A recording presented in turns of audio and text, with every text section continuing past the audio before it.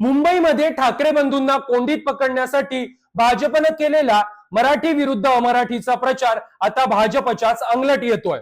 म्हणजे भाजपचे नेते अण्णा मलाई यांनी केलेलं मुंबई महाराष्ट्राची नाही तर आंतरराष्ट्रीय शहर आहे हे विधान असो, किंवा कृपाशंकर सिंह यांनी केलेलं आम्ही इतके उत्तर भारतीय नगरसेवक निवडून देऊ की महापौरही उत्तर भारतीय होईल हे विधान असो, किंवा भाजपचे मुंबई प्रदेशाध्यक्ष अमित साटम यांनी सेट केलेलं मुंबईचा महापौर खान होईल हे नरेटिव्ह असो, किंवा मंत्री आशिष शेलार यांनी केलेलं मुंबईचा महापौर हिंदू होईल हे विधान असो, पण भाजपच्या या सगळ्या नरेटिव्ह वरती आता एकच मुद्दा भारी पडतोय, तो म्हणजे मुंबई मराठी माणसाचीच आहे आणि मुंबईचा महापौरही मराठीच होणार।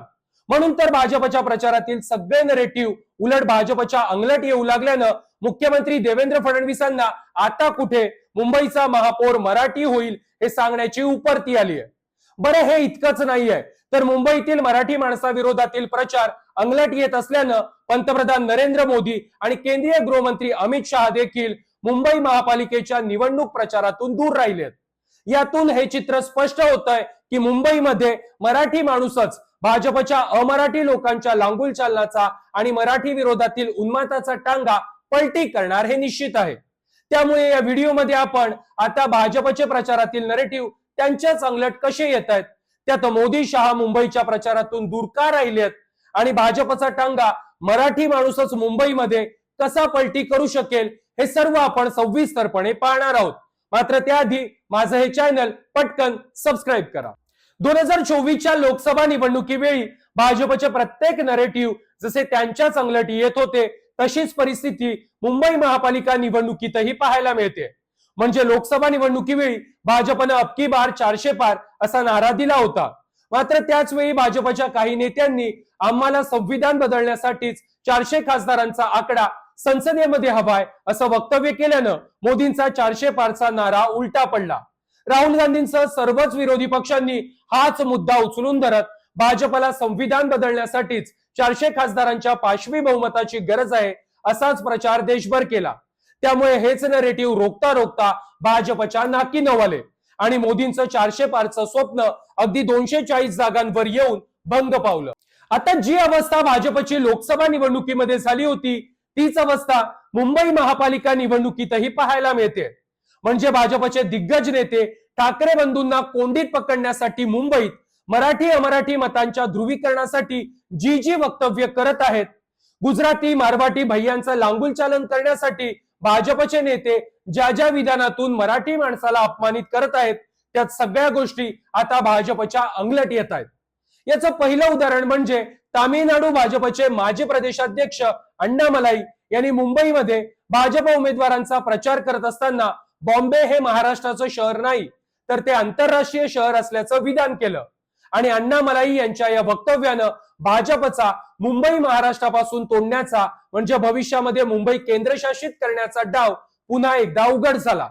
अण्णा मलाई यांच्या मुंबईबाबतच्या या वक्तव्यानं मराठी जनांमधील भाजप विरोधातील संतापाचा उद्रेक झालाय, कारण मुंबई ही फक्त देशाची आर्थिक राजधानी नाहीये तर मुंबई महाराष्ट्राचा श्वास आहे, मराठी माणसाचा स्वाभिमान आहे। 107 हुतात्म्यांच्या बलिदानानं महाराष्ट्राला मिळालेली हीच मुंबई जर भाजपच्या ताब्यात गेली तर मुंबई केंद्रशासित करण्याचा डाव भाजप सहज साधू शकतो हेच आता मराठी मतदारांच्या लक्षात आलं। Bombay is not a Maharashtra city, it is an international city. And this city has got a budget of 75,000 crore. या संदर्भातील दुसरं उदाहरण म्हणजे भाजपचे नेते कृपाशंकर सिंह यांनी अमराठी महापौर करण्याबाबत केलेलं विधान। कृपाशंकर सिंह म्हणाले, आम्ही इतके उत्तर भारतीय उमेदवार निवडून देऊ की महापौरही उत्तर भारतीयच होईल। कृपाशंकर सिंह यांच्या वक्तव्यानं मराठी विरुद्ध अमराठी वादामध्ये तेल ओतण्याचं काम केलं आणि भाजपच्या पोटातला मुद्दा ओठावर आल्याचं स्पष्ट झालं। म्हणजे भाजपची मुंबईवरती सत्ता आल्यास अमराठी महापौर होणार हा स्पष्ट संदेश कृपाशंकर सिंह यांच्या वक्तव्यामुळे महाराष्ट्रभर पोहोचला। हम इतना नगर सेवक चुन देंगे कि उत्तर भारतीय समाज का महापौर बनेगा। हम इतना नगर सेवक चुन देंगे कि उत्तर भारतीय समाज का महापौर बनेगा। आता कृपाशंकर सिंह तर उत्तर भारतीय नेते आहेत, त्यामुळे ते मराठी माणसाविरोधात आगपाकड करणारच।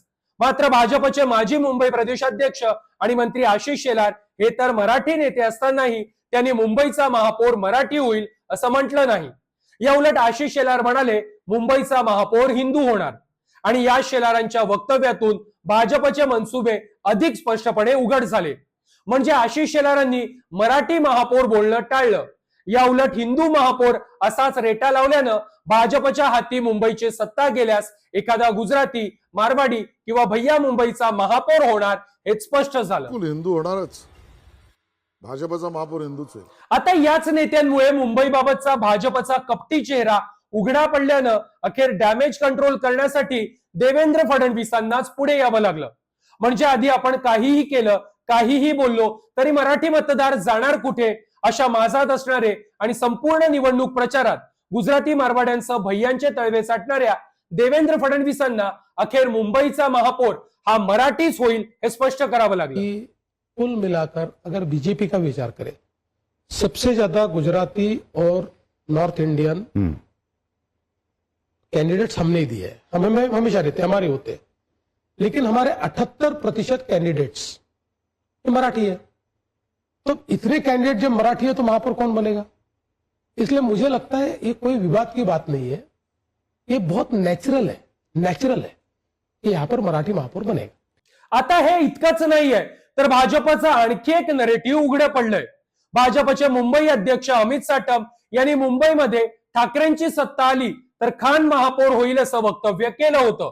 याच वक्तव्याच्या माध्यमातून मुंबईमध्ये हिंदू मुस्लिम असा धार्मिक तिढा निर्माण करत राजकीय पोळी भाजण्याचा प्रयत्न भाजपनं केला. अगदी हिंदुत्वाच्या मुद्द्यावरून ठाकरेंना आरोपीच्या पिंजऱ्यातही उभं केलं. यावरून भाजपला अशी अपेक्षा होती की हिंदुत्वाचा मुद्दा स्वीकारून मराठी मतं ठाकरेंपासून दूर होतील. मात्र भाजपचा हाही डाव उलटा पडला. कारण याच भाजपनं सत्तेसाठी अकोटमध्ये एमआयएम सोबत आणि अंबरनाथमध्ये काँग्रेस सोबत युती केली. म्हणजे याआधी ठाकरेंकडे मुंबईची सत्ता गेल्यास मुंबईचा महापौर मुस्लिम होईल असं म्हणणाऱ्या भाजपनंच सत्तेसाठी एमआयएमचे तळवे चाटले. यातून भाजप हा किती खोटारडा आणि सत्तापिपासू पक्ष आहे हेच मुंबईकरांसमोर उघड झालं. एक नवीन वर्सो पॅटर्न ते संपूर्ण मुंबई शहरामध्ये राबवू इच्छित करतायत की मुंबईचा प्रत्येक रस्ता हा मोहम्मद अली रोड होईल. कदाचित कोणीतरी खान उद्या मुंबईचा महापौर होईल. म्हणजे मुंबईच्या प्रचारामध्ये भाजपनं सेट केलेल्या त्यांच्याच प्रत्येक नरेटिव्हला भाजपच्याच नेत्यांनी सुरुंग लावला. त्यात आता मराठी अमराठी हाच प्रचाराचा अजेंडा भाजपच्या अंगलट येत असल्यानं पंतप्रधान नरेंद्र मोदी आणि केंद्रीय गृहमंत्री अमित शहानी देखील मुंबईच्या प्रचारापासून दूर राहणंच पसंत केलंय. म्हणजे अमित शहा 7 जानेवारीला मुंबईत प्रचार सभा घेणार होते तर पंतप्रधान मोदी 11 जानेवारीला मुंबईमध्ये सभा घेणार होते. मात्र या दोन्ही नेत्यांनी आपला मुंबई दौरा आणि सभा रद्द केल्या.